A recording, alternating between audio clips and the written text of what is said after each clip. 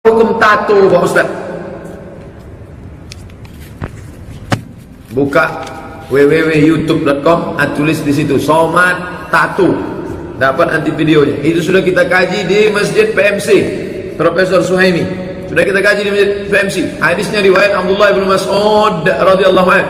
La'anallahu al-washiman. Allah melaknat perempuan tukang buat tato, wal mutashiman, yang minta buatkan tato, wal mutanammisat, orang yang mencukur alis, mencabut alis, wal mutafallijat, menjarangkan gigi, wal mughayyirat lil husni, orang yang merubah ciptaan Allah Subhanahu wa taala. Lengkapnya tengok di sini, lengkap, hampir 1 jam kita bahas dulu di Masjid Al-Fatah PMC. Tapi bagi yang sudah punya tato tak perlu disetrika, biarkan aja. Imam kami pakai tato Pak Ustaz, usah tengok tatonya, dengarkan aja bacaan ayatnya. Kok pula tengok tato dia? Sholatnya sah, wudunya sah, jangan dipermasalahkan, tak perlu disetrika. Perempuan yang menato, ya, juga masuk di sini laki-laki sama, tidak boleh menato, ya, baik menato tubuhnya, bagian tubuh, ya, atau bagian wajah, semua sama, ya, tidak dibolehkan untuk menato. Sekarang juga ada pindah dikembangkan ke kepala, ditato bagian kepala, semuanya tidak boleh, ya, atau bagian wajah, semuanya dilarang dalam agama Islam. Dan juga sama dengan yang meminta untuk dibuatkan tato, dalam sebuah hadis yang sahih riwayat Imam Ahmad, kata Nabi SAW, ada 70.000 dari umatku yang masuk surga tanpa hisab. Tidak ada dihisab lagi pada hari kiamat, tidak ditimbang amalnya, langsung masuk surga. Lalu seorang sahabat Nabi berkata, Uqasha bin Muhsin radhiyallahu anhu, ya Rasulullah, doakan saya termasuk di antara 70.000 itu. Lalu kata Nabi SAW, engkau termasuk dalam 70.000 itu, ya. Kemudian ada sahabat Nabi lain yang berdiri mengatakan, ya Rasulullah, saya juga, doain saya juga supaya saya termasuk 70.000 itu. Lalu kata Nabi SAW, sabakakal Uqash, kau telah didahului oleh Uqasha. Lalu beliau sebutkan ciri-ciri 70.000 itu. Yang pertama, mereka yang tidak bertato, kemudian mereka yang tidak bertatayur, menggantung nasibnya dengan benda, dan mereka hanya bertawakal kepada Tuhan mereka. Mereka hanya bertawakal atau menggantungkan nasibnya pada Allah Subhanahu wa taala. Saksi bahasan kita adalah masalah menato, ya. Tinggal pertanyaan, bagaimana kalau orang sudah terlanjur mentato tubuhnya, maka dia bertaubat kepada Allah Subhanahu wa taala, dan ulama sepakat mengatakan dianjurkan untuk dia menghilangkan tato tersebut. Apa hukum membuat gambar di badan tato? Apakah ini haram? Jelas ini haram. Ya, Rasulullah SAW mengatakan, la'anallahu al-washimah wal mustawshimah. Dilaknat oleh Rasulullah SAW wanita yang bertato dan wanita yang menatokannya, ya, karena biasanya dengan laik supaya alisnya nyentet,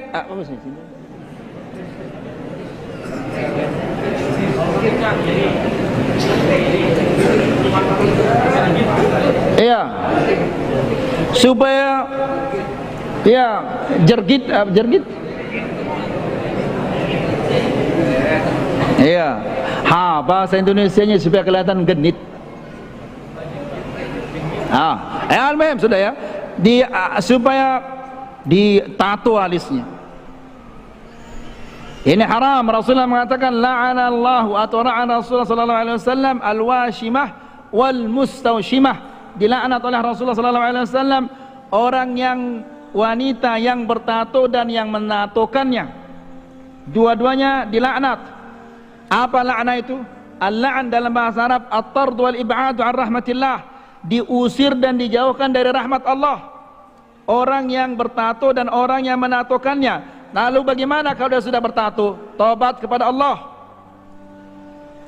Apakah harus dihilangkan tatonya? Jangan dihilangkan, karena menghilangkan tatonya ini lebih parah daripada membuat tato, lebih sakit daripada membuat tato. Menghilangkan tato, dan menghilangkan tato ini merusak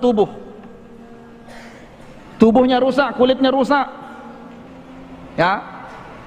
Kalau mau menghilangkannya dengan cara yang mahal caranya, ya, sakit juga, tapi mungkin tidak terlalu membekas di tubuhnya. Jadi tato ini adalah haram. Wallahu ta'ala alam. Kalau bapaknya sudah pakai tato, besok ibunya akan ikut-ikutan pakai tato. Dan sekarang na'udzubillah, tato ini sudah menjadi tren. Gadis-gadis sekarang Masya Allah tanpa malunya mentatokan kiri kanannya. Awalnya dari apa? Dari serangga ini. Itu berawal dari serangga. Meniru karena banyak di TV film India, sinetron India ini ditiru sampai anak-anak kita yang kecil beli bikin gambar-gambar serangga di tangannya, pakai serangga. Berkembang akhirnya menjadi tato. A'udzubillah. Ya, siapa kira-kira mau sama gadis yang penuh tubuhnya dengan tato? Ya, tangannya tato, tulisan macam-macam. Ya, di sini ada obeng, di sini garpu, di sini sendok, macam-macam tatonya. La ilaha illallah. Siapa yang melamarnya ini? Ya, mungkin kalau bisa disembunyikan pada malam pertama dilihat banyak tatonya, ini mungkin dicerai dia. Wanita apa ini? Ya, semua isi kebun binatang ada di tubuhnya. La ilaha illallah. Kemudian tulisan-tulisannya kotor sekali. Ya, apakah dia tahu atau tidak tahu artinya dalam bahasa Inggris? La ilaha illallah. Pernah di pom bensin, saya temukan perempuan ada kata-kata sangat kotor di tatonya. Saya turun dari motor, saya tanya, tahu kamu arti ini?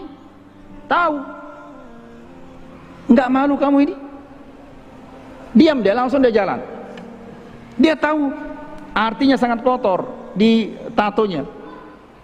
La ilaha illallah. Na'udzubillah. Ini ikhwani fiddin azakumullah. Ya, jadi fitnah ini luar biasa. Ini sekarang, lalu besok entah bagaimana lagi. Pandangan Islam mengenai tato. Oh iya, tato itu mengubah ciptaan Allah SWT secara permanen. Itu hukumnya haram. Dasarnya surat An-Nisa ayat 119, ayatnya panjang sekali, tapi intinya adalah tato jenis yang diharamkan. Ya dosa, haram kok, maksud haram untuk pahala, enggak dosa. Bagaimana cara bertobat? Ya bertobat saja, menyesal. Apa harus dihilangkan? Ya kalau bisa dihilangkan lebih bagus, kalau enggak bisa ya sudahlah, di luar kemampuan manusia. Katanya membuat tato dengan menghilangkan tato itu jauh lebih sakit menghilangkan tato. Ya banyak salah dia, banyak, tapi ya piye, sudah terlanjur enggak usah. Apa wudunya sah? Sah. Wudunya sah. Jadi tidak usah dimasalahkan. Jangan lalu, itu wudunya enggak sah, enggak. Walaupun ada gambarnya, tapi itu gambar itu bisa menyerap air kok. Memang ada sekarang, alhamdulillah saya dengar di Jawa Barat ada penghapus tato gratis dan tidak sakit. Cobalah ditelusuri di YouTube, insya Allah ada. Jadi kalau orang-orang yang punya tato itu mau bertobat, setidaknya pertama menyesal, berhenti tidak membuat tato lagi. Yang ketiga, kalau bisa dihapus, kalau tidak bisa ya apa boleh buat, tapi banyak-banyak istighfar supaya imbang. Istighfarnya makin banyak supaya nanti di akhirat imbang antara besaran dosa tato dengan besaran kita pahala istighfar. Tapi memang sekali lagi dalam kaitan dengan pertatoan, kita tahu, mohon maaf umumnya memakai tato kan memang ada di dunia seperti itu. Jangan kereng-kereng pada mereka, tidak usah sesuai dengan ajaran Islam maka harus begini, harus enggak. Sudahlah, pokoknya tobat, kemudian banyak istighfar, laksanakan sholat, insya Allah moga-moga Allah SWT mengampuni, gitu ya.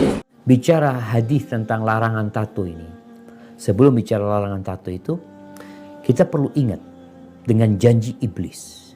Ketika iblis hendak menyesatkan manusia, di antara yang akan dilakukan iblis itu adalah fala yughayyirunna khalqallah. Iblis ini akan berusaha bagaimana manusia ini merubah ciptaan Allah. Ada tujuan ke sana. Jadi merubah ciptaan Allah ini seperti yang banyak sekarang. Apa istilahnya? Filler. Yang apa Bang Safar? Yang nyuntik bibir, nyuntik dagu.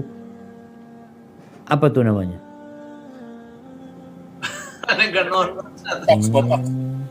Bang Oji. Oji apa tuh? Gimana Bang? Botox. Apa namanya? Botok. Botok. Bukan filler. Apa filler? Ada istilah filler? Sama beda jenis aja kayaknya. Beda klinik kayaknya Bang. Baik jamaah. Yang jelas merubah ciptaan Allah ini banyak. Salah satunya tadi ada yang merubah payudaranya, ada yang merubah bokongnya, ada yang merubah sulam bibir ya. Bibirnya disulam macam-macam. Yang intinya merubah ciptaan Allah Azza wa Jalla secara permanen. Ada yang tidak permanen. Itu terlarang. Bicara tato ini termasuk merubah ciptaan Allah. Ada hadis secara khusus yang mengatakan la'anallahul washimat wal mustawshimat. Allah melaknat wanita-wanita yang minta ditato dan yang mentato. Dua nih. Supaya pekerjaan berhenti. Jadi menjadi pentato itu anak-anak nggak nato. Alhamdulillah anak tubuh anak bersih nggak ada tato. Anak cuma kerja nato orang. Itu terlaknat. Dan subhanallah dulu jemaah. Ketika orang-orang masih banyak yang waras ya. Itu yang minta ditato itu perempuan dan yang ditato itu perempuan. Yang mentato perempuan, yang minta ditato perempuan. Kenapa? Karena perempuan ini kan memang identik dengan berhias ya. Dia sejak bayi, sejak lahir itu dia dibesarkan dengan berhias, dengan kecantikan. Makanya perempuan itu kurang, nggak kayak laki-laki. Sejak lahir udah dikasih anting ya, dikasih bandu. Padahal bayi dikasih bandu, kasih ini itu. Emangnya perempuan tuh tahu dia cantik? Nggak tahu. Siapa? Emaknya. Emaknya yang mau dia kayak gitu. Kadang-kala dia tersiksa, dia buka itu bandu. Kadang-kala antingnya dia lepas karena nggak enak sama dia. Itu perempuan seperti itu. Sehingga mentato ini adalah berhiasnya perempuan dulu. Karena dia merasa kurang, maka disempurnakan dengan tato. Oleh karena itu kalau ada laki-laki yang mentato dirinya, ada masalah dengan kejiwaan dia. Dia itu nggak pede sama dirinya. Nggak pede. Perempuan tadi nggak pede, maka dia mentato dirinya. Muncul laki-laki yang nggak pede. Sehingga kalau dia punya tato dia keren gini. Enggak. Orang ketika ngelihat orang bertato, antum tahu ini orang kurang. Kenapa? Kalau dia sempurna dia nggak akan pakai tato. Dia pakai tato merasa ini yang menyempurnakan aku. Makanya itu termasuk yang terlaknat ya, mentato ini. Jadi harapan anak laki-laki jadi laki-laki yang beneran. Yang perempuan hendaklah engkau berhias dengan berhias yang diperbolehkan. Alhamdulillah bagi yang mungkin tobat dari tato. Ingat bicara laknat ini salah satu tanda dosa besar lagi. Di situ ada laknat. Laknat itu dijauhkan dari rahmat Allah. Berarti dosanya bukan dosa kecil. Apalagi tadi merubah ciptaan Allah Azza wa Jalla. Dan buat yang lainnya yang merubah tadi dengan bibirnya disuntik atau hidungnya ya. Na'udzubillah min dzalik, hendaklah segera bertobat kepada Allah Azza wa Jalla. Kalau yang udah bertato, gimana tobatnya? Apakah harus menghapus tatonya? Nggak harus sebenarnya. Tapi kalau dia bisa menghapusnya, khususnya tato yang ada gambar manusianya. Gambar yang bernyawa, ya alhamdulillah kalau memang dia bisa melakukan itu, lebih baik dia menghapusnya. Baik, Bapak bisa bertanya langsung kepada Buya. Buya, bagaimana hukumnya menerima uang dari orang yang kerjanya bikin tato? Kata Buya kemarin orang yang bikin tato itu hukumnya haram. Terus bagaimana hukumnya menerima hasil uang dari hasil orang yang bikin tato? Baik. Terima kasih Buya. Baik. Perbedaan antara hukum membuat tato adalah haram dan meminta dibuatkan tato adalah juga haram. Adapun hukum menghilangkan tatonya tidak wajib kecuali memenuhi syarat-syaratnya. Orang yang bertato bisa menjadi ahli surga, tobat, selesai. Jadi jangan sampai nanti dibawa-bawa pengharaman pembuatan tato lalu menghinakan yang punya tato. Oh enggak ada. Supaya ada kefahaman, pemahaman yang benar. Jadi larangan buat tato ini bukan menghindahkan yang bertato. Orang yang bertato kita menemukan bertato soleh dia. Itu kan masa lalu dia pakai tato segala macam. Tapi setelah itu tobat sadar soleh benar kita menemukan. Itu pergaulan saja. Berbeda. Ini cerita orang membuat tato dan yang bertato beda. Membuat tato hukumnya adalah haram sudah. minta dibuatkan tato adalah haram. Setelah punya tato apakah wajib dihilangkan? Babnya beda. Ini sudah kita jelaskan sering sekali masalah ini. Baik, karena ini pekerjaan yang haram maka tidak boleh Anda menerimanya. Kalau Anda mendapatkan hadiah dari yang demikian, Anda tidak boleh menerimanya karena itu adalah haram. Kecuali orang memberikan hadiah kepada Anda, kerjaannya dia nato orang, tapi juga dia punya kebun di sawah. Lalu dia tidak memberitahu dari mana uang ini, yang penting asihkan, namanya subhat. Karena uang yang diberikan kepada Anda tidak bisa dikatakan halal 100%, juga tidak dikatakan haram 100%. Halal enggak, haram enggak, namanya subhat. Lebih baik dihindari. Cuman kadang kita menjaga hati seseorang, maka kadang subhat pun harus kita ambil, biarpun nanti kita tidak menggunakannya. Seperti itu. Jadi kami himbau kepada siapapun yang punya tato, cukup tobat kepada Allah SWT, kembali kepada Allah, menyesal, insya Allah menjadi ahli surga. Jangan sampai putus asa. Kita takut kita bicara tentang pembuatan tato yang haram lalu menjadikan orang punya tato putus asa. Oh tidak, tato tidak wajib dibuang kecuali memenuhi syarat-syarat. Ada 5 hal yang pernah kami sebutkan ya, urusan tato ya. Pertama adalah waktu, kalau memasangnya di masa kecilnya tidak wajib dihilang. Kalau memasangnya adalah belum tidak mengerti hukumnya, maka tidak wajib dihilang.